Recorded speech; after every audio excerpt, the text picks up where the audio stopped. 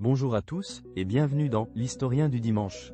Je suis ravi de vous retrouver pour notre rendez-vous hebdomadaire, ce moment que nous partageons pour explorer ensemble les figures et les récits qui ont façonné notre monde. Aujourd'hui, nous allons plonger dans l'histoire d'un homme dont le nom résonne bien au-delà des livres, dont le message continue d'inspirer des générations, Martin Luther King Jr. Son nom est synonyme de lutte pour la justice, d'éloquence et de courage inébranlable. Mais derrière l'icône, il y a un pasteur, un père de famille, un penseur, un stratège, qui, face à une violence systémique et profondément enracinée, a choisi la voie de l'amour et de la non-violence.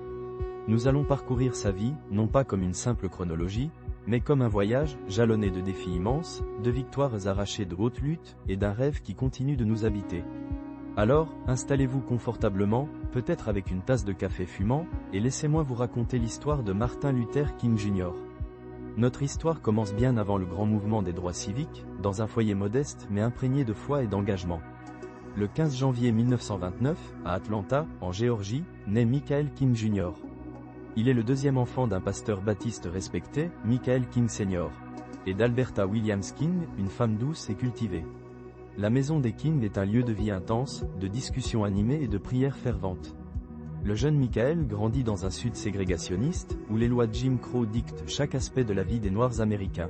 Écoles séparées, toilettes séparées, bus séparés, restaurants interdits. C'est un monde où la dignité humaine est niée quotidiennement. Mais au sein de sa famille, il apprend la valeur de l'éducation, de la justice et de la résistance. Son père, un homme de caractère, voyage en Allemagne en 1934 et, profondément marqué par la figure de Martin Luther, le réformateur protestant, décide de changer son propre nom et celui de son fils aîné. C'est ainsi que Michael King Jr. devient Martin Luther King Jr., un nom qui, sans qu'il le sache encore, allait un jour illuminer le monde. Dès son plus jeune âge, le petit Martin Luther se distingue par une intelligence vive et une soif d'apprendre. Il saute des classes, entre à l'université Morehouse College à seulement 15 ans. Il y étudie la sociologie, mais c'est l'appel de la théologie qui le saisit. Il ressent cette vocation, cette responsabilité de guider son peuple. Il poursuit ses études au séminaire théologique Crozet en Pennsylvanie, puis à l'université de Boston, où il décroche son doctorat en théologie systématique. C'est à Boston qu'il rencontre Coretta Scott, une jeune femme talentueuse, étudiante en musique. Coretta est bien plus qu'une épouse. Elle sera sa confidente, sa partenaire de lutte, la force tranquille qui le soutient dans les tempêtes. Ils se marient en 1953 et fonderont une famille, qui, bien malgré elle, se retrouvera au cœur de la tourmente. En 1954, le jeune pasteur King accepte un poste à l'église baptiste Dexter avenue de Montgomery, en Alabama. Il n'a que 25 ans, mais sa réputation d'orateur éloquent et de penseur profond le précède. Il s'installe avec Coretta et leur première fille, Yolande, dans une ville où la ségrégation est une réalité quotidienne, brutale et profondément humiliante. Montgomery est, en quelque sorte, une poudrière, prête à s'embraser. Et l'étincelle arrive un soir de décembre 1955. Nous sommes le 1er décembre. Une femme noire, âgée de 42 ans, fatiguée après sa journée de travail, refuse de céder sa place dans le bus à un passager blanc. Son nom est Rosa Parks. Son geste n'est pas un coup de tête. C'est un acte de dignité, mûrement réfléchi. Elle est arrêtée, emprisonnée. La nouvelle se répand comme une traînée de poudre dans la communauté noire de Montgomery. Des leaders locaux, notamment E.D. Nixon et Joan Robinson, décident qu'il faut agir. Ils appellent à un boycott des bus publics de la ville. Mais qui sera leur porte-parole? Qui aura la voix, le courage, la stature pour porter un mouvement d'une telle ampleur, face à des autorités déterminées à maintenir l'ordre ancien? Le jeune pasteur Martin Luther King Jr., nouvellement arrivé et donc moins exposé aux pressions locales, est désigné. Il est réticent, il a peur, il le confiera plus tard. Mais il accepte. Le 5 décembre 1955, le boycott commence. Pendant 381 jours, oui, vous avez bien entendu, 381 jours, la communauté noire de Montgomery va refuser d'utiliser les bus. Imaginez un instant le défi logistique. Des milliers de personnes qui dépendent des transports en commun pour aller travailler, faire leurs courses, vivre.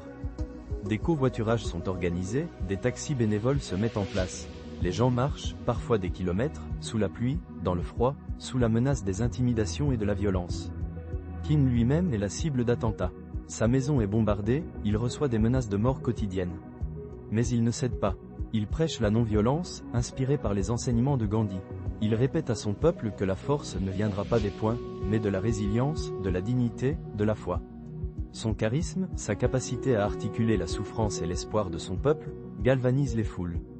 Et la victoire arrive. En novembre 1956, la Cour suprême des États-Unis déclare la ségrégation dans les bus anticonstitutionnels. C'est une immense victoire, le premier grand succès du mouvement des droits civiques, et elle propulse Martin Luther King Jr.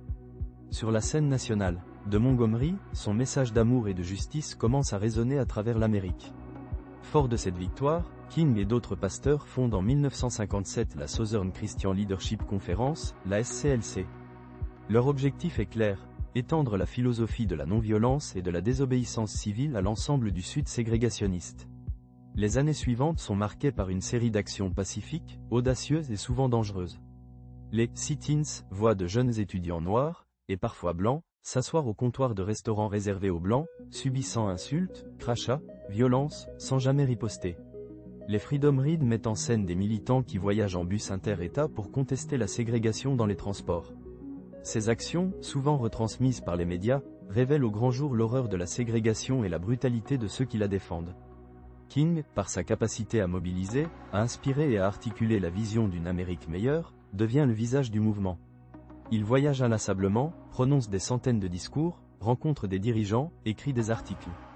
Sa vie est un tourbillon incessant, une mission. Mais cette célébrité a un prix. Il est arrêté plusieurs fois, jeté en prison. Sa famille vit dans la peur constante. En 1963, King décide de lancer une campagne d'envergure à Birmingham, en Alabama, l'une des villes les plus ségrégationnistes du pays, surnommée Bombingham, en raison des nombreux attentats perpétrés contre les Noirs. C'est une ville dirigée par le commissaire à la sécurité publique, Bull Connor, un homme notoirement raciste et brutal. La stratégie de King est de provoquer une confrontation publique pour forcer le gouvernement fédéral à intervenir. Les manifestations pacifiques se heurtent à une répression féroce.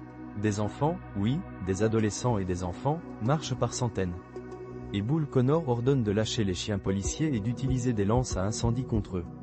Les images de ces enfants, projetés à terre par la puissance des jets d'eau, attaqués par des chiens, sont diffusées dans le monde entier. Elles choquent l'Amérique et l'indignent.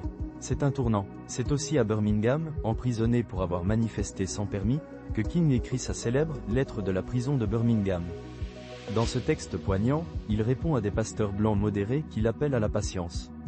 Il y affirme que l'injustice n'importe où est une menace pour la justice partout, et que une paix négative, qui signifie l'absence de tension, est préférable à une paix positive, qui signifie la présence de justice. C'est un manifeste pour l'action directe non violente, un rappel puissant que la liberté ne se donne pas, elle se prend. L'impact de Birmingham est immense. Le président John F. Kennedy, qui avait jusque-là une approche prudente des droits civiques, est forcé d'agir. Il présente une législation historique au Congrès. Et pour soutenir cette législation, le mouvement organise une marche sur Washington pour l'emploi et la liberté, le 28 août 1963. C'est un moment épique. Plus de 250 000 personnes, noirs et blancs, convergent vers la capitale. L'ambiance est à la fois grave et pleine d'espoir. Au pied du Lincoln Memorial, Martin Luther King Jr. prononce son discours le plus célèbre, celui qui allait graver son nom dans l'histoire, « I have a dream ». Ce jour-là, sa voix résonne, puissante et mélodieuse, devant une foule immense et le monde entier. Il ne lit pas son texte. Emporté par l'émotion et l'inspiration, il s'adresse directement au cœur de l'Amérique, évoquant l'idéal des pères fondateurs, le rêve d'une nation où ses 4 enfants ne seront pas jugés sur la couleur de leur peau, mais sur la valeur de leur caractère. C'est un appel vibrant à la justice, à l'égalité, à l'unité, un hymne à la fraternité. Ce discours n'est pas seulement un moment de rhétorique, c'est une prophétie, une promesse, un défi lancé à la conscience nationale. L'année suivante, en 1964, le Civil Rights Act est promulgué.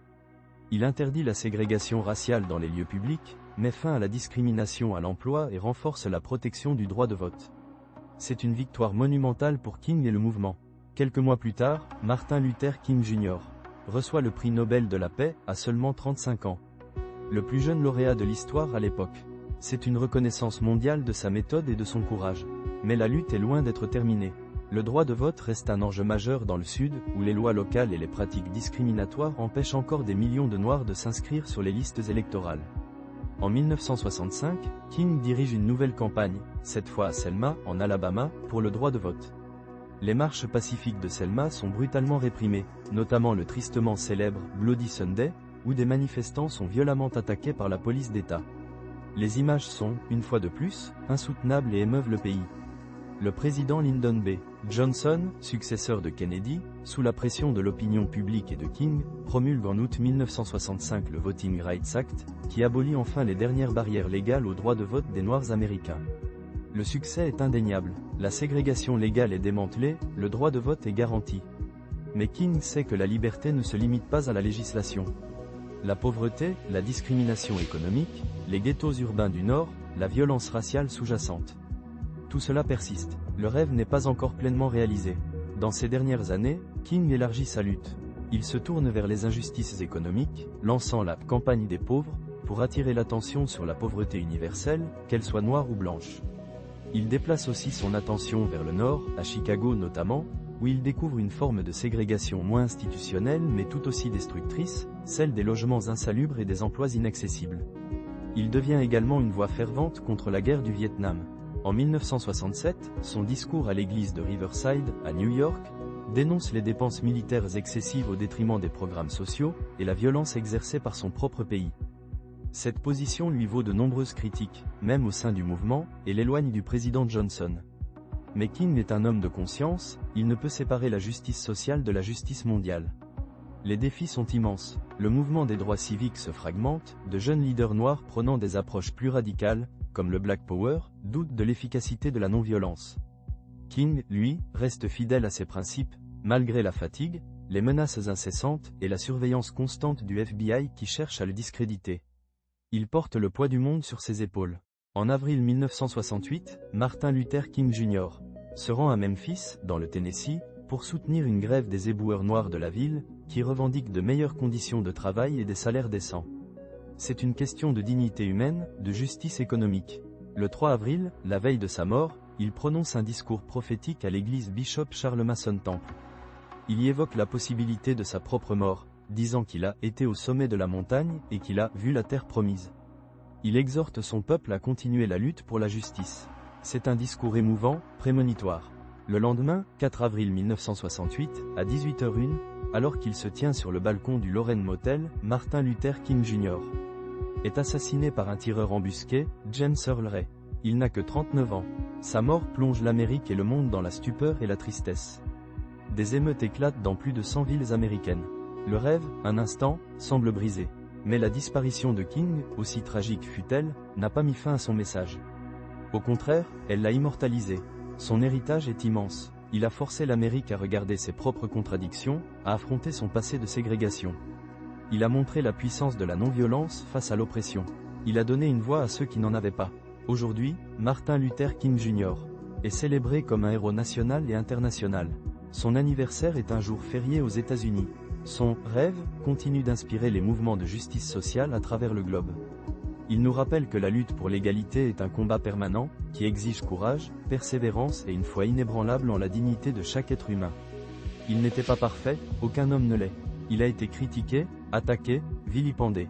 Mais il a su, par la force de sa conviction et la profondeur de son amour, transformer la colère en action, la haine en espoir.